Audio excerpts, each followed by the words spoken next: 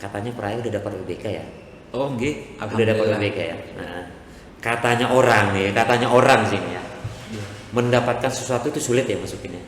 Tapi mempertahankan itu lebih sulit. Nah, sebagai agen perubahan ini ya, sebagai agen perubahan saya menarik sekali itu. Untuk bisa mempertahankan predikat WBK kita dari Pengadilan Negeri Praya itu.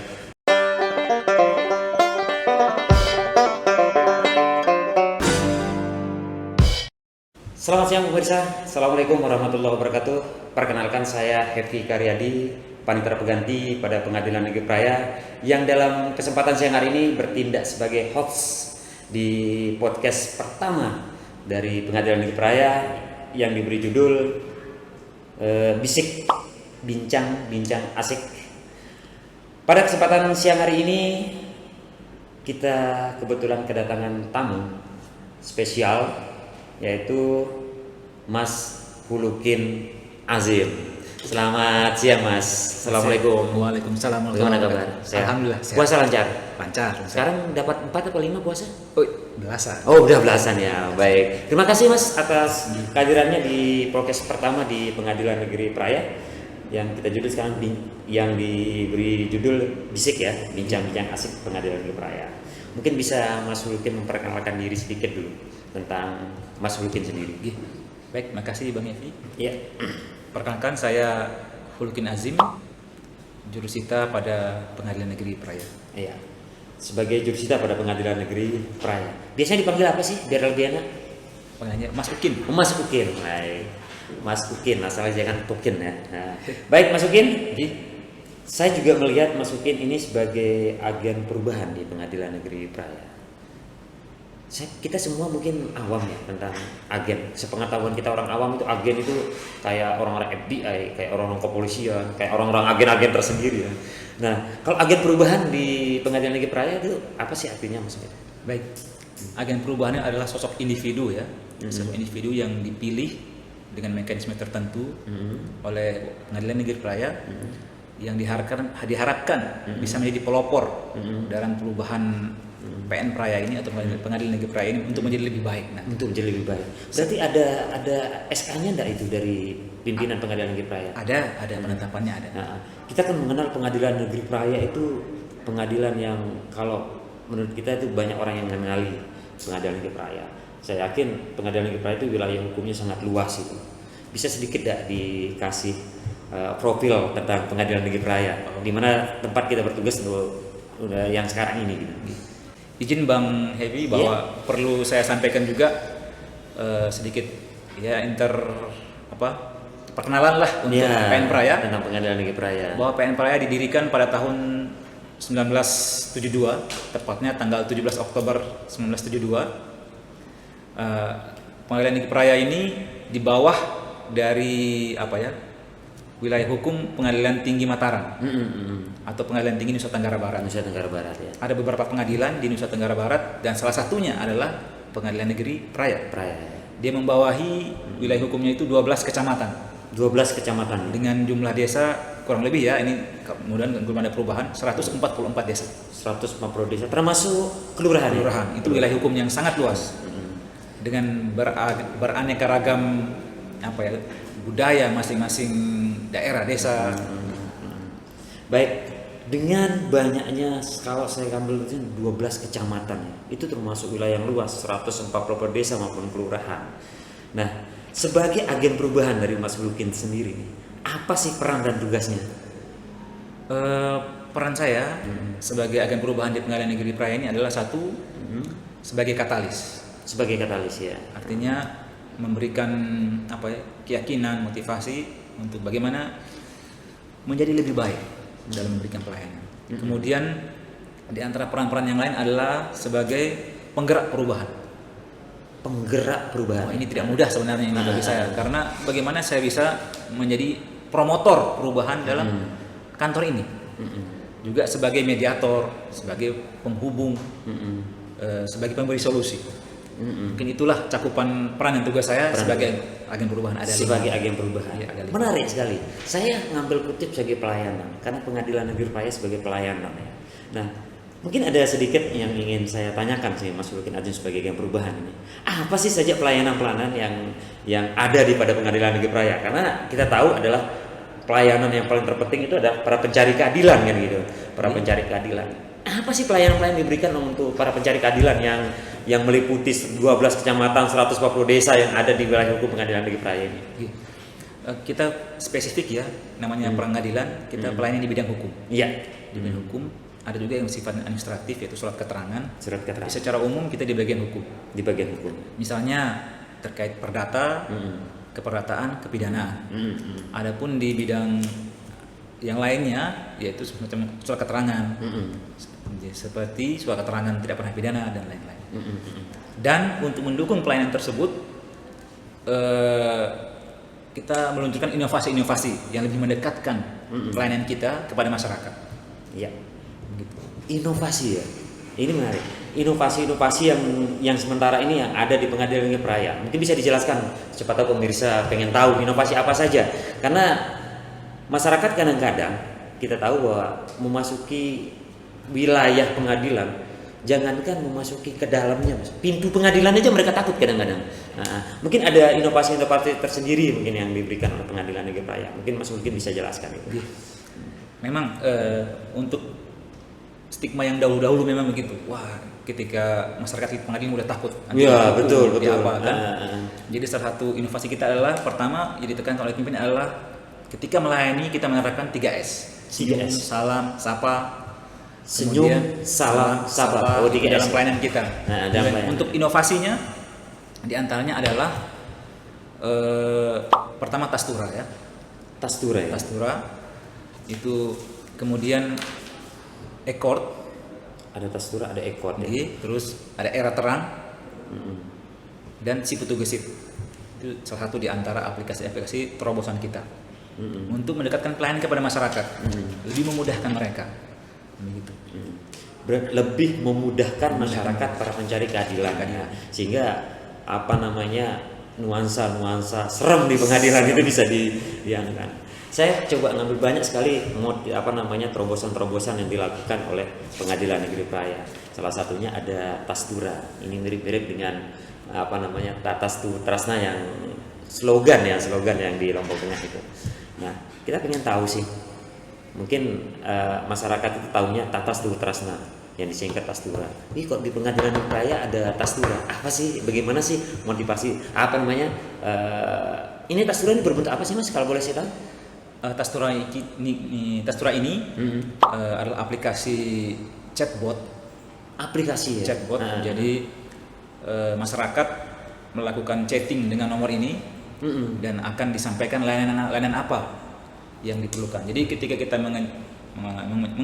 mengirim chat kepada nomor yang tastura, maka dia akan membalas secara otomatis layanan apa yang Anda butuhkan. Misalnya ada layanan keperkaraan, ada info perkara, jadwal sidang, bisa juga sisa panjar, atau mau mengadu terhadap klien kami, bisa. Termasuk pengaduan bisa ya? Lewat tastura ini. Nah, kan biasanya kalau masyarakat itu, terutama masyarakat yang ingin mengajukan gugatan atau ingin membuat surat keterangan gitu. Nah, salah satu kita ambil dalam hal perkara ya. Dalam hal perkara. Kadang-kadang masyarakat itu tidak tahu kapan dia sidang, kapan jadwal sidangnya. Yang kemungkinan karena jurusita mungkin belum datang untuk memberitahukan hal itu. Apakah dengan program Tastura ini bisa dicek jadwal sidangnya, kapan dia sidang, apa acara sidangnya? Apakah bisa lewat Tastura, lewat hanya sekedar ngechat, lewat SMS tersebut, lewat WA ya, lewat WA tersebut, WA bot. Jadi bisa. Tinggal kita. Apa saja yang bisa sih yang bisa yang bisa dibuka oleh para pencari keadilan di Tastura itu? Pertama mengenai keperkaraan ya, Bang. Iya, yang masih perkara. Kita misalnya kita klik di sana, Hai Tastura gitu kan, nanti dia akan balas, Hai Sobat Tastura, silahkan pilih layanan yang Anda butuhkan. Nanti di sana ada masalah ada perkara. Ketika kita balas dengan perkara, maka akan muncul balasan dari Tastura ini secara otomatis akan dibalas. Silakan masukkan perkara yang Anda inginkan beberapa gitu. Bahkan untuk jadwal sidang kita bisa langganan. Oh, bisa langganan ya. Misalnya Bang Happy ada sidang apa gitu kan, atau mungkin si A masyarakat dari desa mana, nomor perkaranya sekian, bisa dia melalui Tastura, dia langganan, nanti otomatis akan ada pemberitahuan jadwal sidangnya. Jadwal sidang yang ada. Ketika biaya panjang perkara juga otomatis akan diberitahukan ketika mungkin sudah mau habis atau apa. Oh gitu. Melalui Tastura. Iya. Asal Karena berlangganan. Iya, betul. Pilih menu yang berlangganan. Gitu ya. Karena kita tahu masyarakat kita mungkin ada yang jauh tempat Jauh. tinggalnya, ada yang kadang-kadang hanya untuk datang ke pengadilan untuk menyanyikan itu saya rasa pemborosan ya. Pemborosan. Berarti azas Siap. hukum yang mengatakan murah dengan biaya ringan itu kan Siap. akan bisa dilampaui. Baik Mas Ulukin, ada juga yang saya dengar-dengar ya dari pengadilan negeri Praia itu ada era terang ya. Oh, nggih. Era terang. Kalau bahasa kita mungkin bahasa orang awam itu zaman-zaman yang terang. Padahal ini udah terang banget ya sebenarnya ya. Iya. Pada kesempatan saya gini pada bulan puasa ini. Nah, sebenarnya masyarakat itu ingin tahu siapa sih era terang itu. Era di mana terangnya suatu keadilan atau apapun yang mungkin masyarakat tidak tahu. Yang mungkin Mas Ulukin lewat kesempatan ini bisa lebih menjelaskan sehingga masyarakat itu lebih dekat dengan pengadilan. Lebih merubah image pengadilan itu yang seremnya, ternyata sekarang pengadilan itu asik sebenarnya, enak-enak itu solusi. Yang mungkin Mas Ulukin bisa jelaskan apa sih itu era terang itu Mas Ulukin? Era terang adalah aplikasi ya. Oh sama aplikasi juga dengan yang dicetuskan oleh Mahkamah Agung. Itu berarti era terang langsung dari Mahkamah Agung ya? Dari Mahkamah Agung dan diintegrasikan dengan sistem yang ada di pengadilan. Oh Jadi, gitu. era terang ini adalah elektronik surat keterangan. Elektronik surat keterangan. Ya. Jadi untuk pengurusan surat-surat keterangan yang dahulunya pengguna peradilan harus datang, gitu kan, harus datang ke kantor kita mengurus segala macam. Sekarang dimudahkan, cukup dengan dari rumah meregistrasi, kemudian mengupload dokumen-dokumen yang diperlukan serta mengisi form yang ada dalam aplikasi tersebut.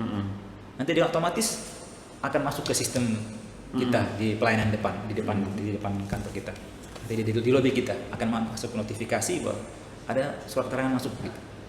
Jadi setelah masuk mungkin nanti ada notifikasi balasan sudah selesai, datanglah pemohon ini datang untuk mengambil surat keterangan tersebut. Oh iya, berarti para pemohon yang ingin membuat surat keterangan, terutama yang kemungkinan banyak itu masalah keterangan calon sebagai kepala dusun, Ya, tidak betul. pernah dipidana maupun atau tidak pernah dihukum pidana di atas 5 tahun kemungkinan. Karena pernah kita ngalami mungkin dari masyarakat banyak yang mengalami itu sampai bawa berkas tas itu penuh Mas, hanya untuk datang ke pengadilan menanyakan apa sih syarat-syaratnya, dan begitu banyak tasnya ada juga kekurangan kadang-kadang yang terjadi seperti itu. Yang mungkin dengan era terang itu mungkin lebih bisa ya, lebih bisa sekedar dari rumah bisa melihat. Nah pada saat misalkan sudah melakukan registrasi ya, apa istilahnya, registrasi pendaftaran untuk mendapatkan program era terang ini. Nah apa yang harus dilakukan ya, apa yang harus dilakukan oleh seseorang yang mungkin akan anggaplah kita membuat surat keterangan tidak pernah dipidana. Setelah registrasi, apa yang harus dibawa kembali ke pengadilan agar supaya suratnya itu tidak lama prosesnya gitu. Apakah setelah registrasi beliau datang keesokan harinya sehingga langsung menerima surat keterangan, atau ada hal-hal yang harus dibawa kembali misalnya? Baik Bang Epi. Jadi ketika seseorang mengajukan permohonan surat keterangan melalui aplikasi era terang ya, maka nanti di sana ada permohonan yang harus cetak, dicetak dulu. Nah itu yang dibawa beserta dengan dokumen-dokumen asli yang ketika itu diupload di aplikasi era terang. Oh gitu. Seperti contohnya KTP asli. Karena kan yang diupload itu berupa scan-scanan. Kemudian SKCK. Itu juga yang diupload scan-scan hanya untuk memvalidasi. Jadi aslinya itu dibawa ditunjukkan. Karena kita juga nge-print di sini. Oh ini SKCK-nya kita print gitu kan. Oh ini KTP-nya kita print, dilampirkan dalam berkas permohonan dia. Diproses. Nah, setelah proses kita selesai nanti ada notifikasi di akunnya pemohon. Pemohon surat keterangan. Oh, sudah selesai begitu. Sudah selesai proses pengajuan permohonan surat keterangannya. Sehingga dia langsung datang. Dan itu saya kira kalau diajukan hari ini sore bisa diambil atau besok paginya bisa diambil dengan membawa dokumen-dokumen asli tersebut. Oh, berarti tidak terlalu lama ya, tidak harus menunggu, kadang-kadang harus 2-3 hari baru bisa selesai. Itu sangat menarik pelayanan diberikan oleh Pengadilan Negeri Praia. Sangat luar biasa ya kalau kita mendengar dari penjelasan dari agen perubahan kita kayak ini ya. Dari pelayanan yang diberikan oleh Pengadilan Negeri Praia, mempermudah para pencari keadilan. Nah sekarang untuk mendapatkan era terang, Tastura, mereka kan tidak tahu maksudnya, terutama di era terang mungkin atau di Tasturanya. Untuk mendapatkannya di mana sih? Ya, untuk menjawab pertanyaan Bang Happy tadi, informasi-informasi terkait dengan era terang, terkait dengan Tastura dan layanan-layanan kami bisa dilihat di website Pengadilan Negeri Praya di www.pndatarpraya.go.id. Lengkap di sana, Bang. Lengkap di sana. Baik pemirsa, mungkin sudah nih ya. Nanti kalau memang para pemirsa yang ingin mengetahui lebih jauh tentang Tastura, tentang era terang, bisa ngecek di website resmi dari Pengadilan Negeri Praya ya. Nah, mungkin ini sangat-sangat menarik kita bahas masukin nih. Katanya Praya udah dapat UBK ya? Oh, nggih, udah dapat UBK ya. Nah, katanya orang sih nih ya. Mendapatkan sesuatu itu sulit ya masukinnya. Tapi mempertahankan itu lebih sulit. Nah, sebagai agen perubahan ini ya, sebagai agen perubahan, saya berharap sekali untuk bisa mempertahankan predikat WBK kita dari Pengadilan Negeri Praya itu. Apa sih? Mungkin dari masukin sendiri motivasi atau mungkin sejenis apa bentuknya untuk bisa mempertahankan dari predikat WBK yang sudah didapat oleh Pengadilan Negeri Praya sekarang? Baik Bang Happy, pertanyaan yang sangat berkualitas menurut saya, bahwa memang betul Pengadilan Negeri Praya telah memperoleh predikat WBK, dan kita tahu predikat ini adalah predikat yang diberikan oleh Kementerian Pan-RB terhadap instansi yang mempunyai komitmen dan telah melaksanakannya, yaitu komitmen untuk menerapkan zona integritas di instansinya. Jadi alhamdulillah PN Praya telah memperoleh itu tahun 2020 kalau tidak salah. 2020. Dan untuk mempertahankan predikat tersebut, banyak hal yang telah dilakukan oleh PN Praya yang pada intinya yaitu tetap melakukan pembangunan zona integritas secara berkelanjutan atau berkesinambungan, dan tetap memiliki komitmen yang berasal dari seluruh jajaran di PN Praya, di Pengadilan Negeri Praya, mulai dari pimpinan hingga jajaran yang terbawah, untuk berkomitmen tetap menjaga integritas sebagai SN yang berperilaku baik, bersih, dan melayani. Baik. Memang luar biasa sekali apa yang dipaparkan oleh Mas Ulkin ini, terutama masalah WBK-nya, dan kita harapkan mungkin kedepannya Pengadilan Negeri Praya bisa lebih tinggi lagi ke WBBM mungkin ya. Amin. Mudah-mudahan kita itu harapan kita semua, terutama mungkin dari doa-doa dari pemirsa, mungkin nanti kedepannya bisa Pengadilan Negeri Praya tetap bisa melayani yang lebih baik. Nah, terakhir nih Mas, sebelum kita closing, karena saya lihat ini masih hawa-hawa puasa yang mungkin masih apa namanya, ya tapi kita ngabuburit lah ya, sambil kita menunggu waktu berbuka nantinya. Apa sih harapan dari Mas Ukin sendiri sebagai agen perubahan untuk Pengadilan Negeri Praya ke depannya itu? Baik. Para pemirsa sekalian, sebagai agen perubahan Pengadilan Negeri Praya, saya berharap bahwa bantu kami seluruh jajaran di Pengadilan Negeri Praya untuk tetap bisa menjaga integritas kami dalam memberikan pelayanan kepada Bapak Ibu sekalian, pemirsa yang berada di seluruh Nusantara, terutama di wilayah Pengadilan Hukum Pengadilan Negeri Praya, yaitu dengan tidak memberikan gratifikasi ataupun memberikan peluang untuk menerima gratifikasi. Itu sudah sangat-sangat membantu kami untuk tetap menjaga integritas kami. Mungkin itu harapan saya. Baik, semoga ya bisa tercapai, dan amin. Kita semua berdoa Pengadilan Negeri Praya untuk tetap lebih maju, lebih yang terdepan, lebih yang terbaik dalam hal melayani para pencari keadilan, khususnya di wilayah hukum Pengadilan Negeri Praya di bumi Tata Sturi Trasna. Baik, para pemirsa, demikianlah tadi podcast pertama kita dari Pengadilan Negeri Praya. Sebelumnya saya ucapkan banyak-banyak terima kasih untuk Mas Ukin telah hadir dan penjabaran yang sangat luar biasa. Salut buat Mbak Dana, semoga sukses selalu. Amin. Untuk kedepannya kita tetap sukses semuanya untuk wilayah Pengadilan Negeri Praya. Baik para pemirsa, demikianlah tadi bisik kita atau bincang-bincang asik kita pada kesempatan siang hari ini. Ini adalah podcast pertama dari Pengadilan Negeri Praya. Kami harapkan untuk bisa ketemu dalam podcast berikutnya nantinya. Kami bukan yang terbaik, tapi kami tetap berusaha untuk menjadi lebih baik. Pengadilan Negeri Praia proaktif. Demikian tadi bincang-bincang kita pada kesempatan siang hari ini. Selamat siang dan mudah-mudahan kita bisa ketemu dengan bisik bincang-bincang asik Pengadilan Praia pada podcast berikutnya. Selamat siang, assalamualaikum warahmatullahi wabarakatuh.